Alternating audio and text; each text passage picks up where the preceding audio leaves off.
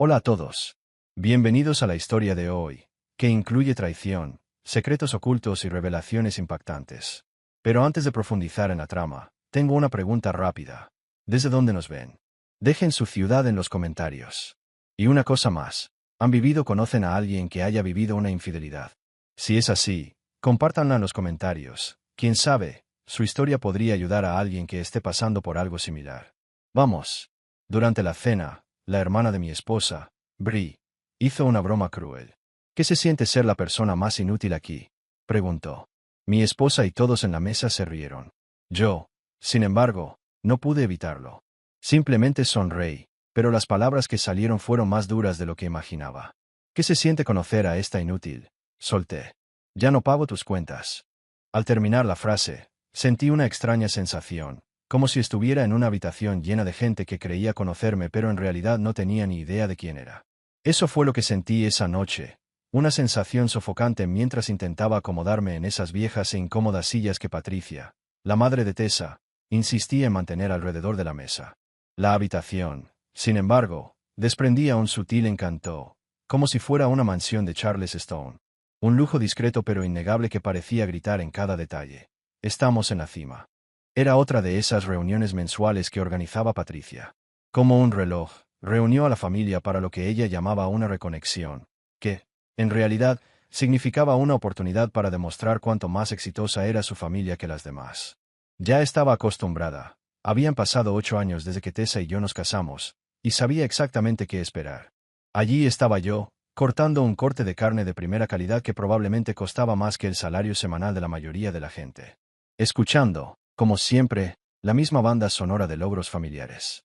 Patricia hablaba con entusiasmo sobre un evento benéfico que estaba organizando, lanzando nombres como si fueran pedazos de pan a quienes estaban desesperados por mantenerse a flote en su jerarquía social.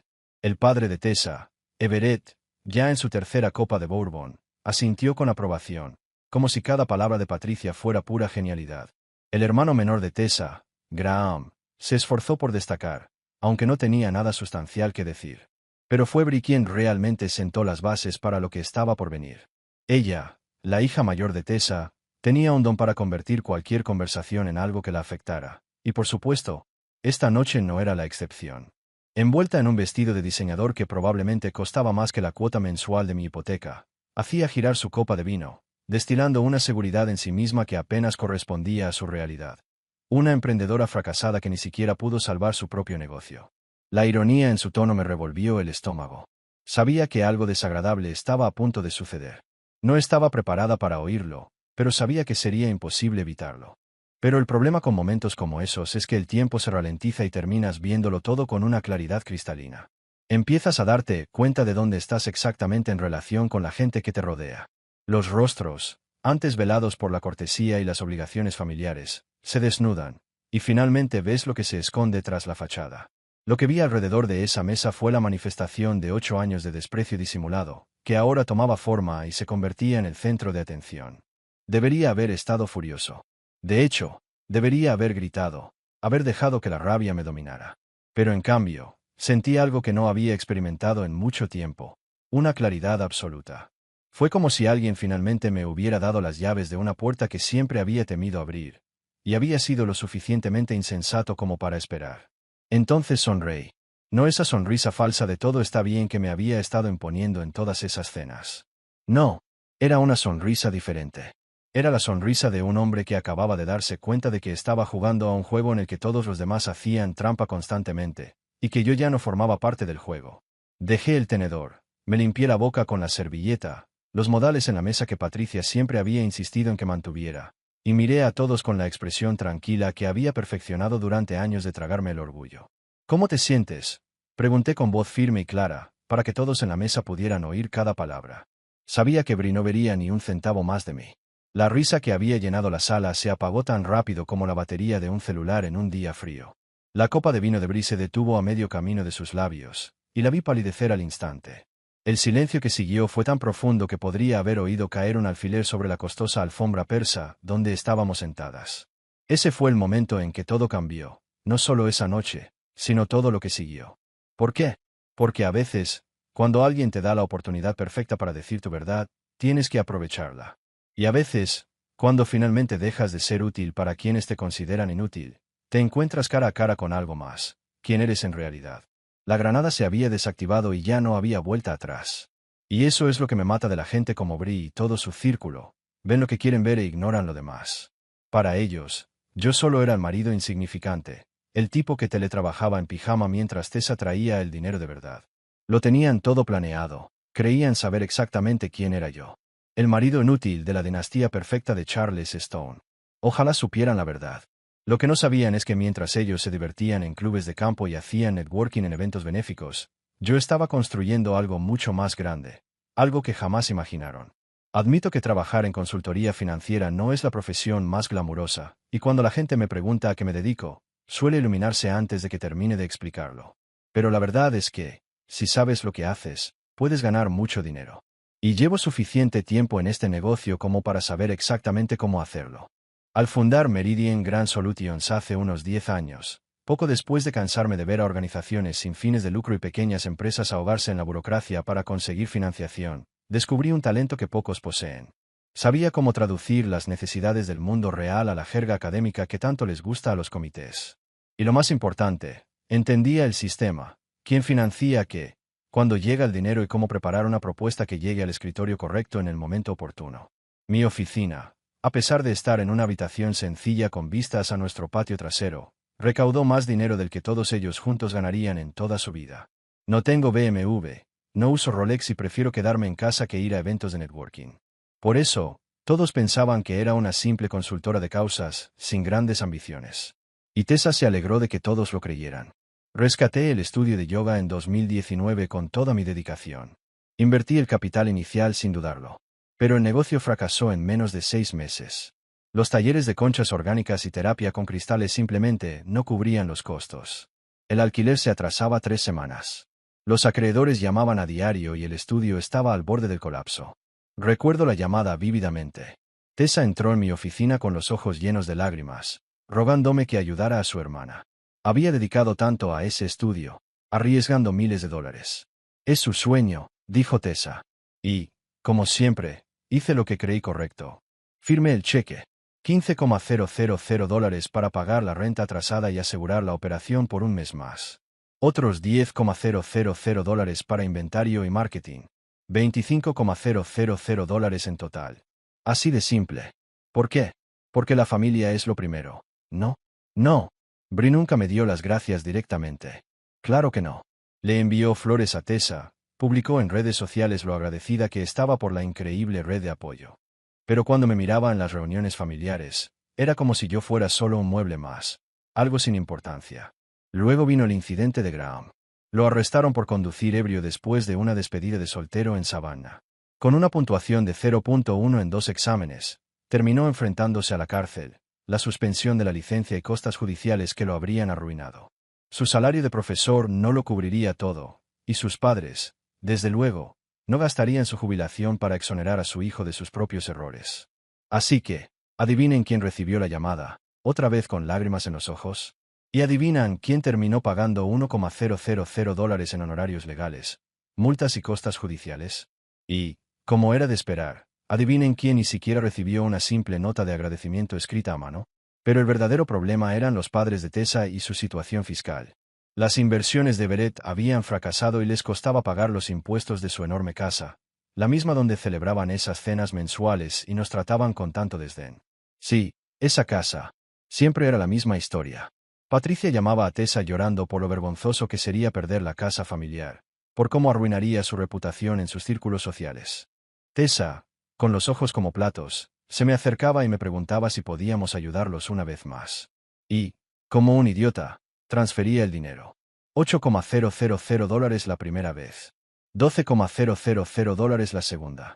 $15,000 la tercera. Lo más inquietante de todo es que nunca preguntaron de dónde venía el dinero. Nunca. Simplemente asumieron que Tessa lo tenía todo bajo control, quizás a través de algún fideicomiso o cuenta de inversión olvidada que desconocían. Ni siquiera sabían que tenía dinero. Les era más fácil creer en dinero mágico que reconocer que el marido perdido al que tanto despreciaban, el que teletrabajaba, mantenía a toda la familia.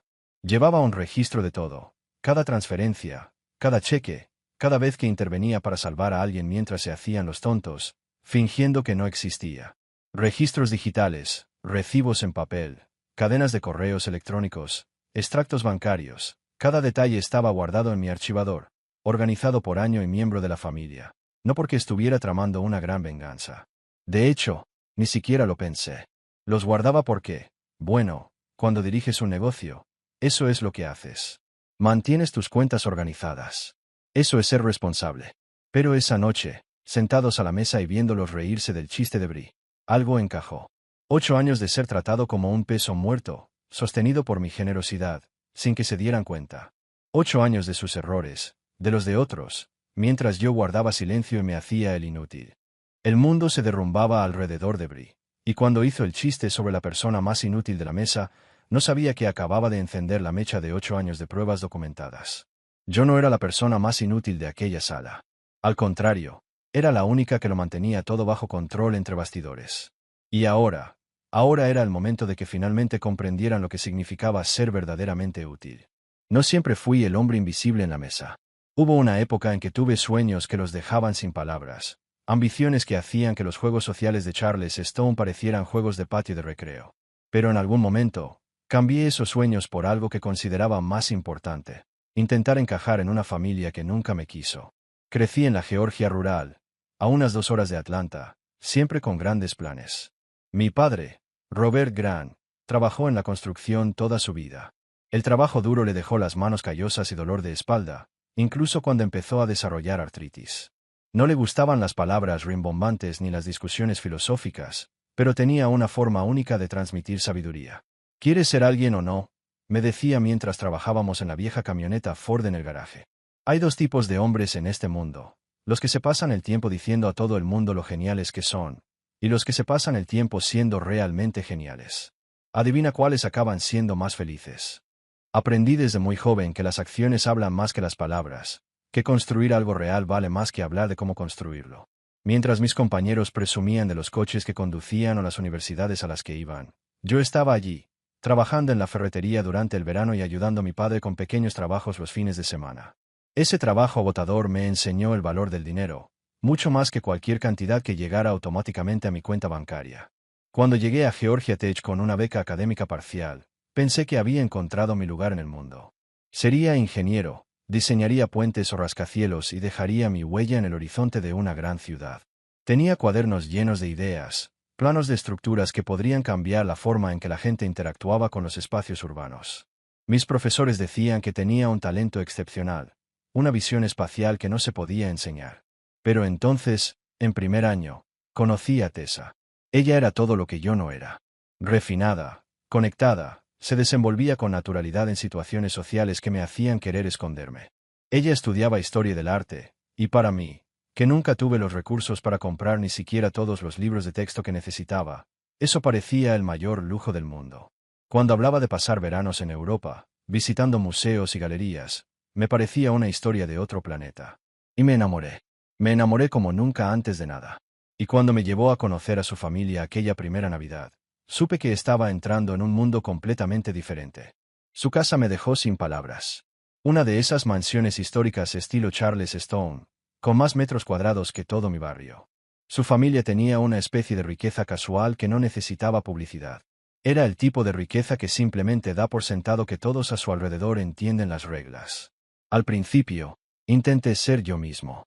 Hablé de mis proyectos de ingeniería, mis planes para después de graduarme, el trabajo que había hecho con mi padre, pero lo vi en sus ojos.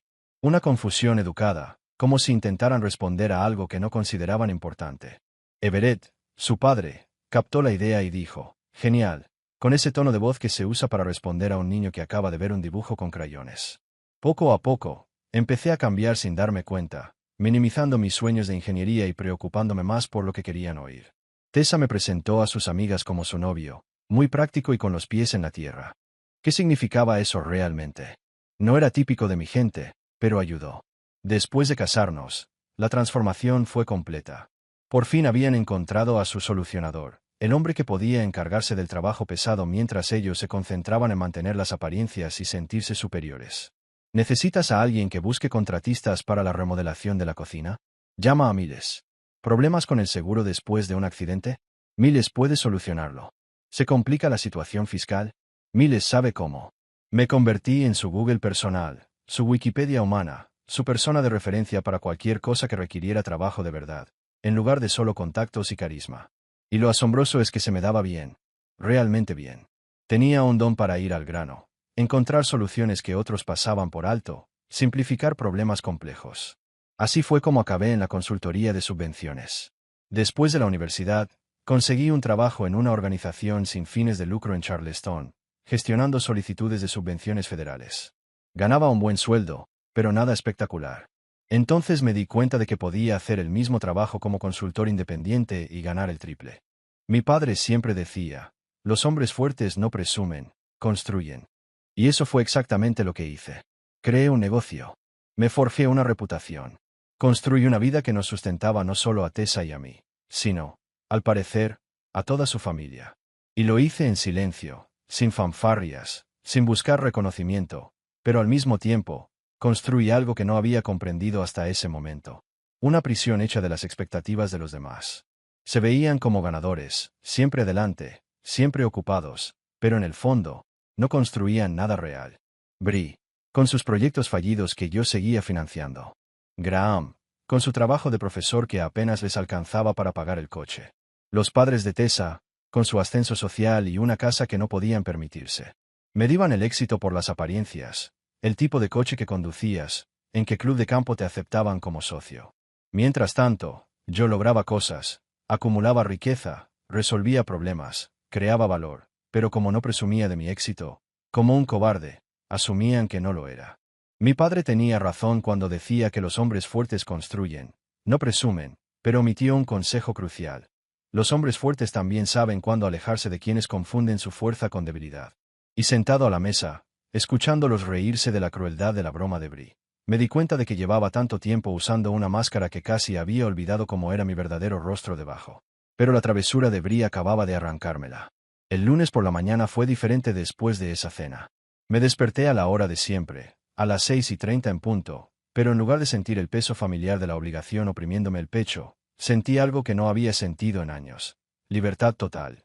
Fue como si alguien hubiera cortado las cadenas invisibles que cargaba. Había estado arrastrándome tanto tiempo que había olvidado lo que era moverse sin ellas. Tessa seguía dormida a mi lado, probablemente soñando con la mejor manera de controlar el daño que probablemente se produciría tras aquella noche de sábado.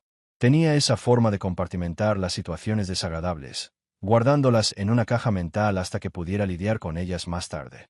Típica de Tessa, siempre evitando el desastre hasta que se volvía imposible de ignorar. Me preparé un café. Café de verdad, no el café artesanal caro que su familia siempre insistía en servir. Me senté frente a la computadora. Hora de trabajar, pero no el tipo de trabajo que suelo hacer los lunes por la mañana. Primera parada, mi aplicación del banco. Durante años, había configurado transferencias automáticas para facilitarles la vida a todos. $3,000 al mes para cubrir el alquiler del estudio de yoga de Brie. $100 para el seguro de su negocio. Otros $2,000 iban a lo que yo llamaba el fondo de emergencia familiar, la cuenta a la que siempre accedían cuando alguien de la familia de Tessa enfrentaba una crisis financiera. Y, por supuesto, estaba el fondo para el sobrino de Tessa, Jackson. El chico era increíblemente inteligente, probablemente más listo que cualquier adulto de la familia, y yo había estado reservando dinero discretamente para sus gastos universitarios desde la primaria. $500 al mes, todos los meses, porque alguien tenía que pensar en el futuro de ese chico, incluso si sus padres estaban muy metidos en sus propios dramas. Me bastó planificar el futuro. Una a una, cancelé todas las transferencias automáticas. Clic, clic, clic. 8 años de deuda financiera desaparecieron con solo unos clics. Fue sorprendentemente fácil, casi como borrar correos electrónicos, correo basura o el historial de navegación. Todos esos pagos mensuales que se habían vuelto tan automáticos como cepillarse los dientes desaparecieron en menos de 10 minutos. El resultado inmediato fue silencio. Silencio absoluto, sin llamadas, sin mensajes, sin emergencias que requirieran mi atención o intervención financiera.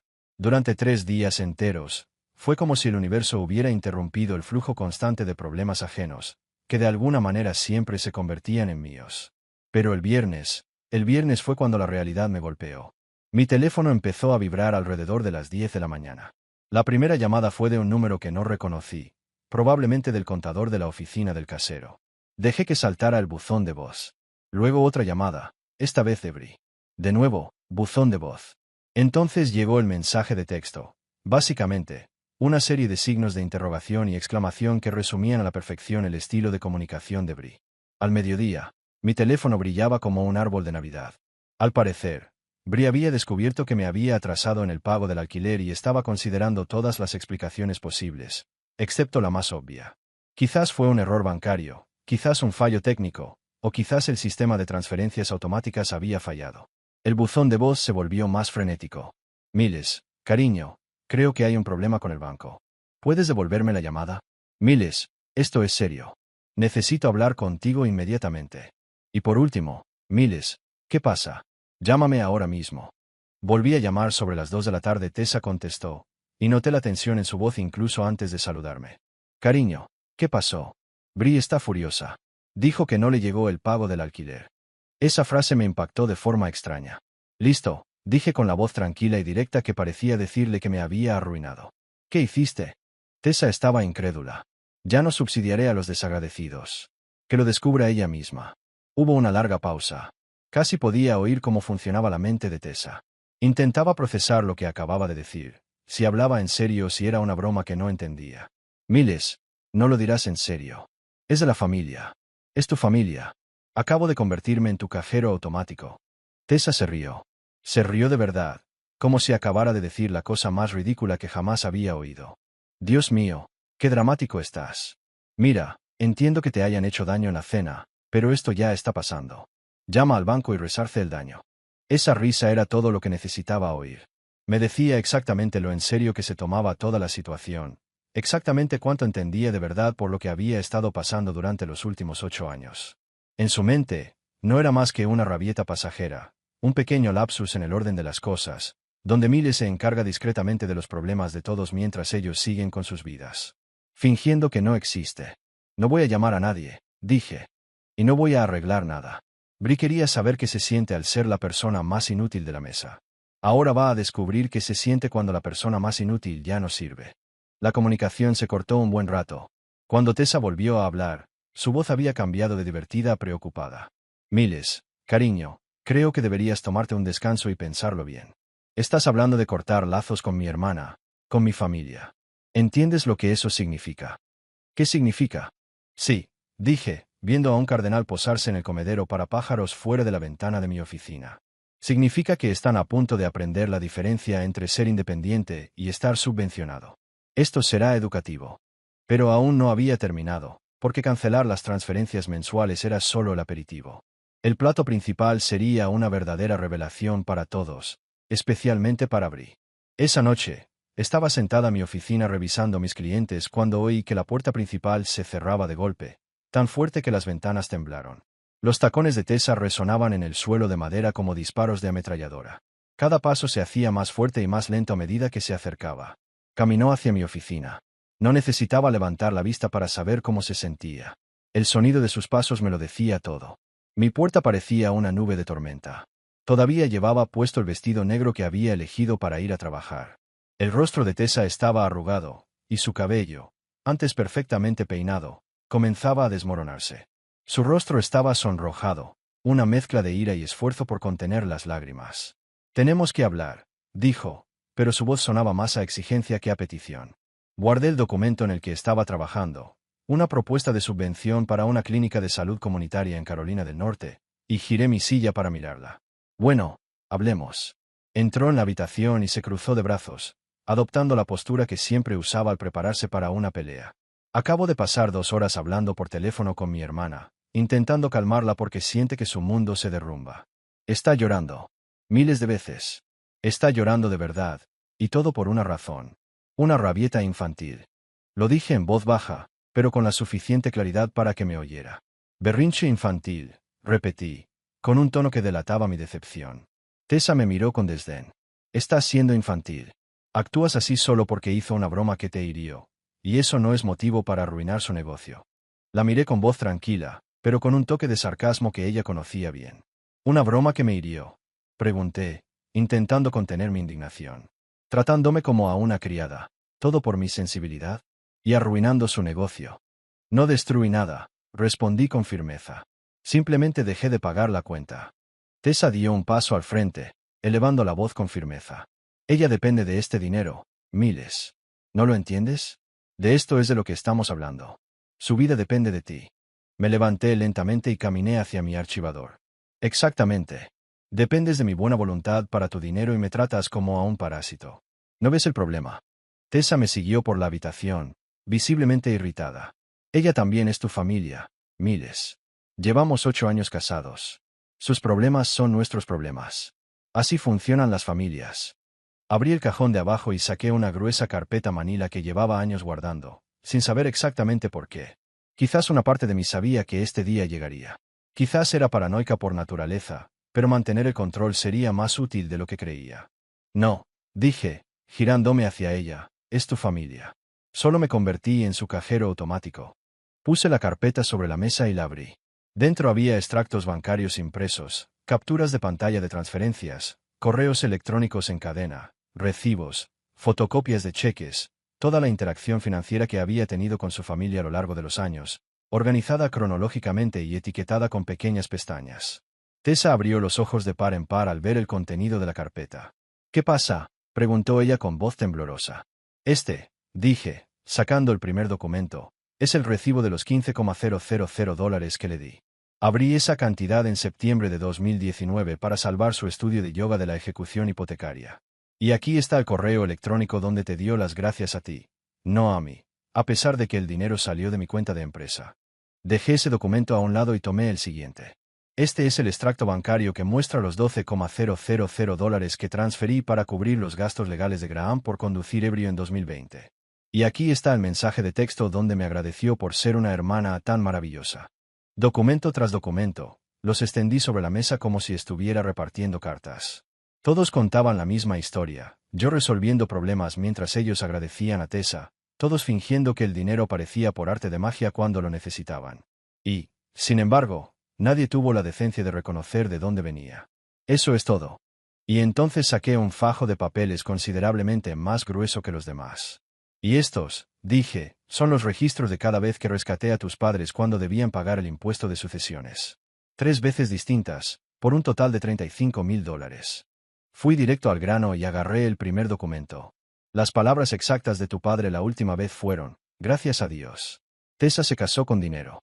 Dinero, Tessa. Como si tuvieras un fondo secreto que desconozco. La tensión aumentaba a medida que las palabras cobraban forma y la verdad se revelaba. Tessa se quedó quieta, con la mirada perdida entre la carpeta de documentos y el sobre que había sacado de la caja fuerte. Intentaba procesarlo, pero parecía que la conmoción de la realidad finalmente la estaba alcanzando. No solo el alquiler, Tessa. Respiré hondo, asimilando la gravedad de mis palabras. Estaba a 2 semanas de la ejecución hipotecaria. Su casero ya había iniciado el proceso de desalojo. Sus proveedores de equipos amenazaban con embargarlo todo. Les debía dinero a todos, a la compañía eléctrica, a la del agua, a la de seguros. No es un problema de liquidez, es un fracaso empresarial estrepitoso. Tessa guardó silencio, su mirada yendo y viniendo entre mí y el sobre, como buscando una manera de justificar lo injustificable. Ya no podía permitir que lo viera solo como una cuestión de dinero, como si fuera algo abstracto que simplemente podía ignorar. No se trataba solo de números. Se trataba de todo lo que había hecho, todo lo que había construido, mientras ellos jugaban con la realidad.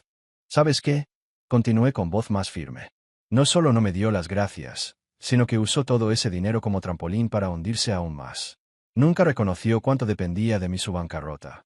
Y mientras tanto, tú, miré a Tessa directamente a los ojos, simplemente observabas. Como si yo fuera solo un engranaje de la maquinaria que hacía que las cosas sucedieran. El silencio era aplastante. No sabía qué decir. Realmente no podía.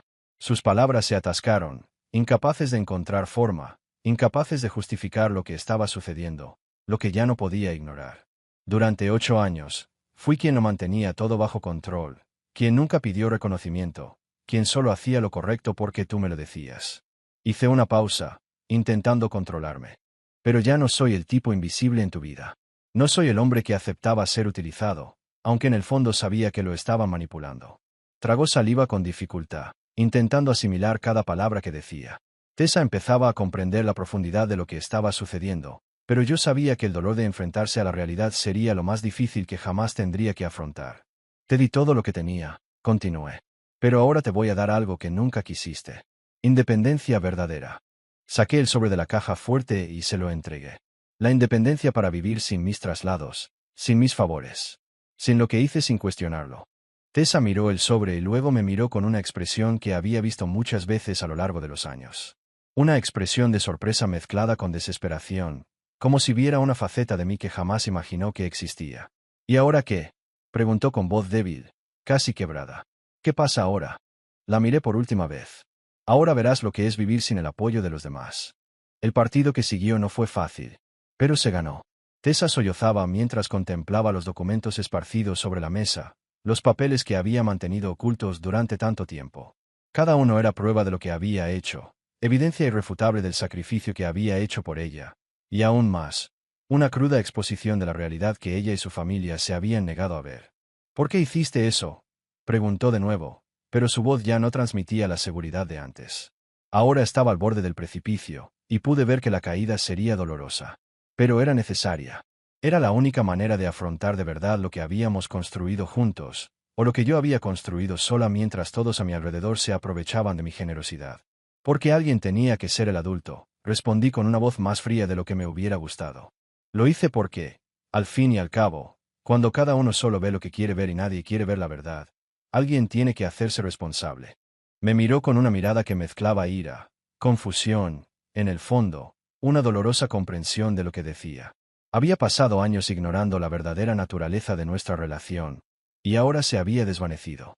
Nunca quise esto, Miles, susurró, con las manos temblorosas mientras intentaba sostener los documentos. Solo quería un poco de paz. Solo quería que todo fuera normal. Respiré hondo. Querías paz mientras todos a tu alrededor se beneficiaban a mis espaldas. Pero la verdad es que nunca quisiste saber qué estaba pasando. Y ahora va a ser diferente. Negó con la cabeza, como si intentara negar lo que oía, como si aún pudiera aferrarse a la idea de que todo era un malentendido. Pero no había vuelta atrás. Lo que teníamos, lo que creía tener, se desmoronaba a nuestro alrededor. Me levanté lentamente y comencé a guardar los documentos en la carpeta. Ahora, dije, Bri tendrá que afrontar la realidad. Se dará cuenta de que no queda nadie para arreglar sus cosas. Y tú, Tessa, tendrás que ver lo que realmente has construido. Tendrás que decidir qué hacer con ello. Tessa se quedó allí, sin palabras, con la mirada vidriosa, perdida en un mar de emociones contradictorias. Sabía que la conmoción la estaba dominando. Pero para mí, lo que más importaba en ese momento era que por fin estaba tomando las riendas de mi vida. Ya no como el hombre invisible a la sombra de su familia, sino como el hombre que por fin había decidido hacerse visible. Nunca quise que fuera así, dijo con la voz quebrada, pero ya era demasiado tarde para arrepentirse. Yo tampoco, respondí sin rodeos. Pero no puedes cambiar el pasado. Solo el futuro. Me miró una vez más, con los ojos enrojecidos, y luego se giró, saliendo de la habitación sin decir una palabra más. El silencio inundó el espacio entre nosotras, pero por primera vez en mucho tiempo, era un silencio cómodo. Por fin había puesto mis cartas sobre la mesa. El juego había cambiado. Y ahora, ya no tenía miedo de jugar con mis propias reglas. La miré con una calma que empezaba a sorprenderme. La ira que había sentido las semanas anteriores ahora parecía una llama distante, casi extinguida. Estaba más concentrada en una cosa: demostrarle por fin quién era realmente. ¿Berrinche? Repetí con una sonrisa amarga. No, Bri, esto no es un berrinche. Es lo que pasa cuando alguien empieza a ver las cosas desde otra perspectiva. Patricia frunció el ceño, visiblemente incómoda con la tensión que empezaba a crecer en el ambiente. Everetta, con su habitual sonrisa falsa, parecía intentar mantener la fachada de anfitriona, pero su postura rígida delataba aprensión. Graham simplemente observaba, intentando pasar desapercibido, como siempre. Pero nadie prestaba suficiente atención a la persona que realmente estaba a punto de cambiar las reglas del juego. Me senté sin prisa y abrí la carpeta manila que había guardado cuidadosamente en mi bolso. Coloqué los documentos sobre la mesa, uno por uno, como si estuviera descifrando un rompecabezas de hace 8 años. Aquí están los recibos de cada pago que hice para salvar el negocio de tu hermana. Lo que quizá no sepas, comencé, mirando directamente a Bri, es que soy el accionista mayoritario de esta empresa. Y, por mucho que intentes ignorarlo, los documentos no mienten. El silencio inundó la habitación como una pesada cortina de terciopelo. Bree se quedó paralizada, las palabras que estaba a punto de decir se habían ido, y sus ojos se abrieron de par en par mientras miraba los papeles. Continué, con la misma calma, sin dejar que nada interrumpiera el ritmo. Soy dueña del 51% de Space Yoga Studio. Soy responsable de todas las decisiones. Y, en última instancia, soy quien tiene el control sobre el futuro de todo esto. Tessa, que permanecía en silencio a mi lado, me miró con una mezcla de asombro y vergüenza. Sentía el peso de sus emociones, pero hoy no era el día para sentirme culpable. Hoy era el día para demostrar que había dado suficiente. Durante años, me había comportado como un buen esposo, un buen yerno, un buen padre de familia. Y ahora, por fin, era el momento de hacer algo por mí mismo. ¿Vas a seguir ignorando que te he rescatado tantas veces, Bree? ¿O vas a empezar a reconocer quién ha sido realmente el ancla de todo esto?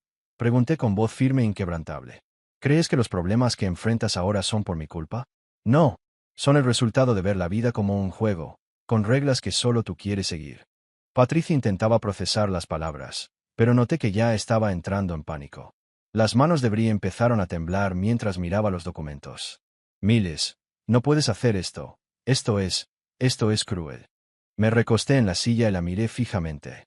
Lo que es cruel es lo que me hiciste, Bree.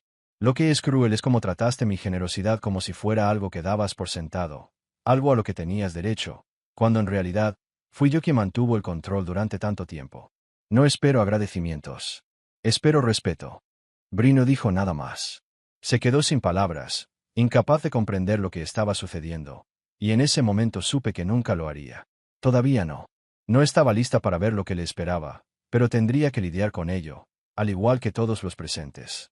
El juego ahora era mío. El aire en la habitación se sentía denso, como si le hubieran chupado todo el oxígeno. La tensión era palpable, y sentía las miradas de todos fijas en mí, intentando comprender qué estaba pasando. Pero lo que estaba sucediendo era simple, la mentira que todos habían vivido durante años, la falsa narrativa de que yo era la ayudante, la invisible, el saco de boxeo de la familia, se estaba desmoronando ante mis ojos. Bree no sabía qué decir. Le temblaban los labios. Agarraba el contrato como si fuera veneno. Su visión de la realidad se desmoronaba, y pude ver el conflicto en sus ojos. Intentaba procesar lo que significaba perder todo lo que creía haber logrado. Patricia, en cambio, tenía la expresión de alguien que acaba de recibir una bofetada. Miraba los documentos con una mezcla de incredulidad y vergüenza.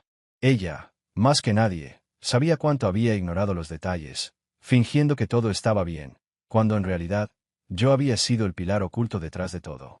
Esto no puede ser real, murmuró, más para sí misma que para mí. Nunca hablaste de esto, Miles. Porque, como siempre, a nadie le importó, respondí con voz fría y precisa. No quería dar un espectáculo. Solo quería que me respetaran. Y ahora exijo lo que me corresponde por derecho. Everett se retorcía, intentando mantener su autoridad, pero algo se quebraba en su interior. Tú no puedes hacer esto, Miles. No puedes, simplemente, quitármelo todo. Pero su voz temblaba, y supe que veía la verdad formándose ante él. No me llevo nada, dije con calma. Solo hago lo que debía haber hecho desde el principio. Reconozco el verdadero valor de todo lo que hice. Y el precio que tienes que pagar por todo esto ahora, son las consecuencias. Bree observaba la pila de documentos esparcidos sobre su escritorio, como si buscara una salida, una solución que la sacara de aquella situación. Pero no había una salida fácil. Las cartas ya estaban sobre la mesa, y solo quedaba pagar el precio. No tengo tanto dinero, dijo finalmente, con la voz entrecortada, pero con un dejo de ira aún presente, como si se negara a aceptar la realidad. ¿Quieres destruirme? No, dije, mirándola fijamente a los ojos. Quiero que lo entiendas. Quiero que todos entiendan que ya no soy el idiota de la familia. Soy el hombre que hizo que esto sucediera, y ahora estoy aquí para tomar lo que es mío. Ya no me debes nada, solo respeto. Patricia, que había permanecido callada hasta entonces, miró a Tessa como si esperara una intervención. Pero Tessa no dijo nada. Permaneció inmóvil, observando la escena con la mirada perdida. Y en ese instante, supe que ella lo sabía. Sabía que yo estaba haciendo lo que debía hacer. Si no te lo puedes permitir, Bree, continué con voz aguda, tendrás que trabajar para mí. Como accionista minoritaria, harás lo que te diga. Y aprenderás, por fin, lo que significa trabajar de verdad por lo que tienes. El silencio que siguió fue profundo, y nadie se atrevió a hablar durante un buen rato. Pero en el fondo, sabía que lo había cambiado todo. Habían visto al hombre invisible levantarse, con un propósito claro. Y ahora, desde ese momento, todo estaba en mis manos. La frialdad de Sandra al explicar la situación me tranquilizó. Tenía razón. La acusación de Bree era ridícula, y no había forma de que se deshiciera de los documentos que probaban nuestra negociación. Lo que más me impactó fue cómo Bree, con su historial de desprecio hacia mí, había actuado tan rápido al darse cuenta de que su burbuja estaba a punto de estallar. Parecía creer que podía retractarse de todo lo que habíamos hecho juntas, como si sus acciones y las de su familia no tuvieran consecuencias. Va a perder, dijo Sandra, entregándome los documentos con la confianza de quien ya había ganado el caso antes de entrar en la sala. Y lo pagará caro por intentar cambiar las cosas. Este tipo de demanda no solo es frívola, sino que también podría considerarse un ataque a su buena fe. Pero, para mayor seguridad, voy a presentar una reconvención que deja claro que usted no solo tiene el derecho legal, sino que también actuó de buena fe en todo momento. Miré los papeles que tenía delante, sintiendo una extraña mezcla de alivio y cansancio. Ya no se trataba de dinero. Ya no se trataba de negocios. Se trataba de respeto. Se trataba de demostrar que yo no era solo el invisible, el apoyo entre bastidores. Me habían engañado, ignorado y utilizado, y ahora era el momento de que todos pagaran el precio. El precio no sería económico. No del todo. La humillación, la pérdida de dignidad, el dolor de ver la verdad expuesta serían más dolorosos que cualquier multa que pudiera imponer.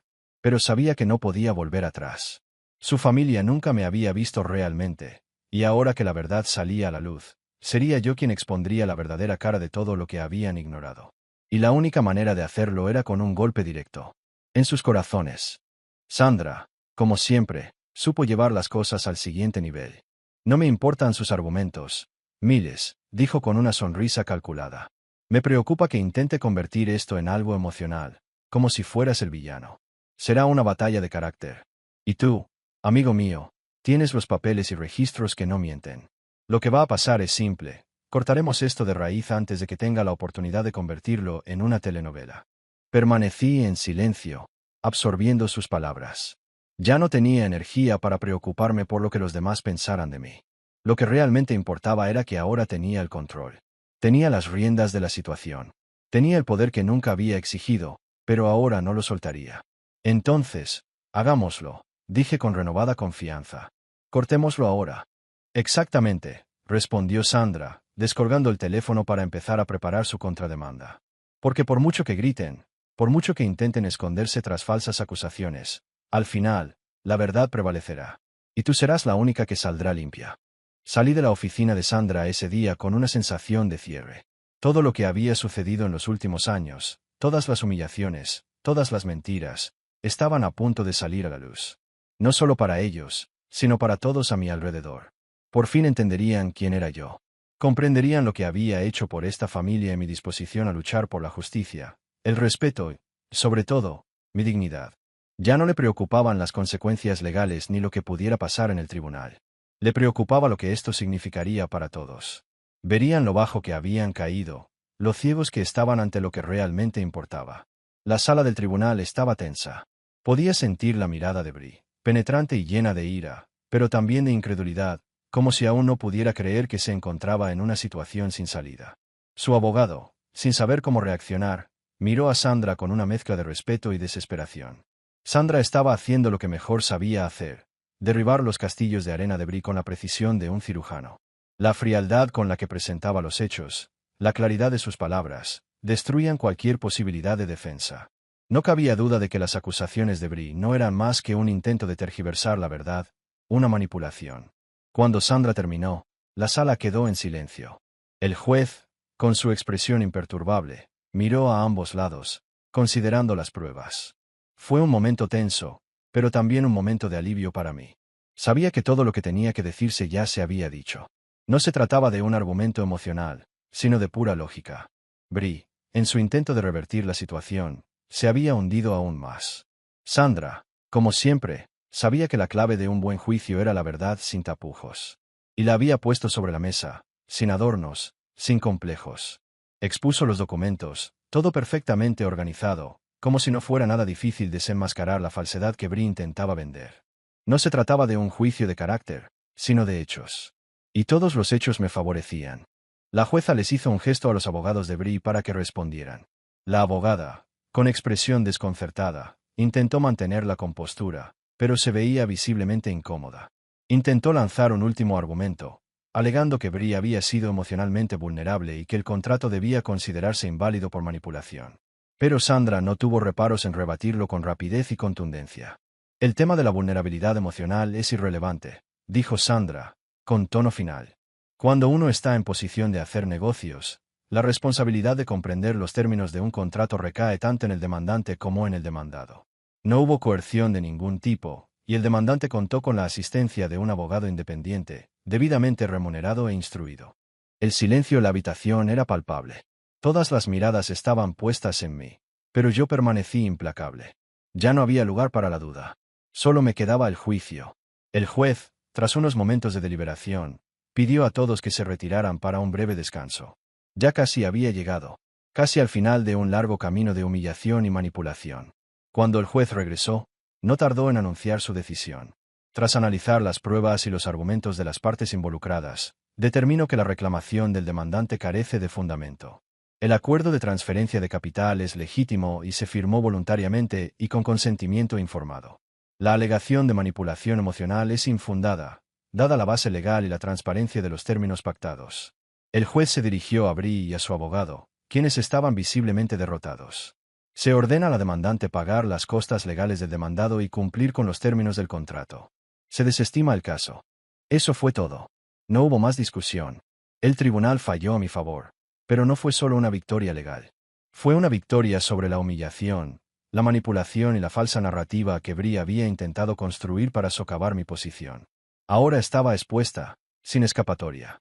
Al salir del juzgado, Sandra me dedicó una leve sonrisa, de esas que solo puede dar quien ya sabe lo que hace. Te dije que tenías razón, dijo. Ahora, no solo se ha establecido tu postura, sino que su mentira ha quedado al descubierto. La miré, sintiendo que se me quitaba un peso de encima. Lo que había comenzado como una serie de sacrificios silenciosos, un papel invisible en su familia, se había convertido en algo mucho más grande. Y ahora, todos lo verían. No solo lo que yo hice, sino lo que ella intentó hacer. El silencio que siguió la partida de Tessa y al fallo judicial fue algo que nunca imaginé sentir. En el fondo, había una sensación de vacío, como si el peso de años de sacrificio y sacrificios por los demás finalmente se hubiera disipado, pero hubiera dejado huella. Algo que no se veía, pero se sentía. La vida ahora era más sencilla, más auténtica. El tiempo, antes lleno de preocupaciones y manipulación, ahora era mío para disfrutarlo. Las acuarelas, los paseos por la ciudad, las conversaciones con desconocidos, todo esto empezó a forjar una nueva yo. Ya no me importaban las expectativas de los demás. La vida ya no tenía que ser una serie de concesiones, un juego de apariencias. El arte se convirtió en una forma de comunicarme con el mundo como nunca antes, con colores y pinceladas que expresaban cosas que las palabras no podían expresar. El pasado había quedado atrás, pero aún me enseñó una profunda lección. Y sí, Bree's Yoga Studio avanzaba, pero ahora Bree se enfrentaba a sus propios demonios. No tendría la misma red de seguridad invisible que le había ofrecido durante años.